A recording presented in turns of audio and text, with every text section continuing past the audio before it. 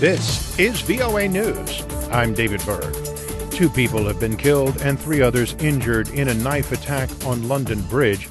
As AP's Ed Donahue reports, police shot and killed the attacker in what is being called a terrorist incident. Witnesses saw a man with a knife being wrestled to the ground by people who were nearby. Assistant Commissioner Neil Basu says police responded. A male suspect was shot by specialist armed officers from the City of London Police, and I can confirm that this suspect died at the scene. Basu says the man was wearing a fake bomb vest, and this is being treated as a terrorist incident. Prime Minister Boris Johnson praises the people who tackled the suspect. For me, they represent the very best of our country, and I thank them. Police say they aren't looking for anyone else. Basu says officers are keeping an open mind as to a motive. I'm Ed Donahue. Meanwhile, in the Netherlands, 3 young people were injured in a stabbing attack in The Hague's central shopping district. National broadcaster NOS, citing unnamed sources, said at this moment there's no indication of a terrorist motive in that attack. Police launched a manhunt to search for the suspect after the attack Friday evening.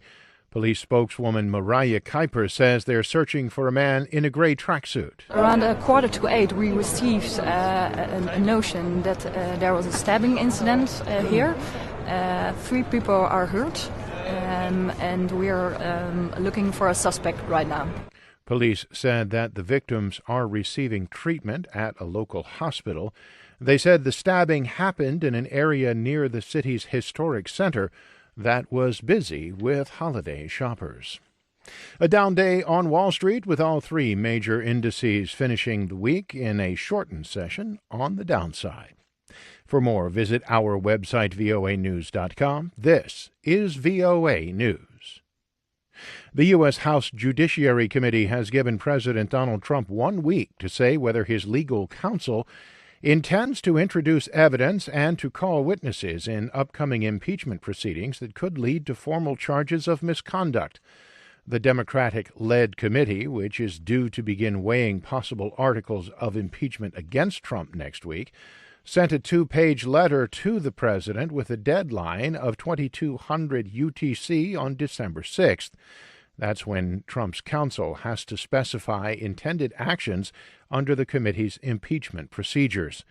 The probe is looking into whether the president abused his power to pressure Ukraine to launch investigations of political rival Joe Biden, and a discredited conspiracy theory that Ukraine, not Russia, interfered in the 2016 U.S. presidential election. Iraq's Prime Minister Adel Abdul Mahdi announced his resignation Friday after the country's top Shiite Muslim cleric urged lawmakers to reconsider their support for a government rocked by weeks of deadly anti-establishment unrest. Reuters' Lauren Anthony reports. Abdul Mahdi's resignation marked the latest twist in Iraq's unprecedented crisis, and his departure could be a blow to Iranian influence after Iran's militia allies and its own commanders intervened last month to keep the premier in his job despite mass protests.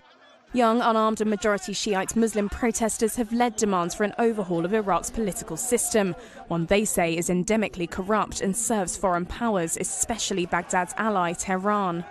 Iraq's current political class is drawn mainly from powerful Shiite politicians, clerics and paramilitary leaders, including many who lived in exile before a US-led invasion overthrew Sunni dictator Saddam Hussein in 2003. That's Lauren Anthony of Reuters. Thousands of people in cities across the world joined a fresh round of global demonstrations Friday, urging more action on climate change.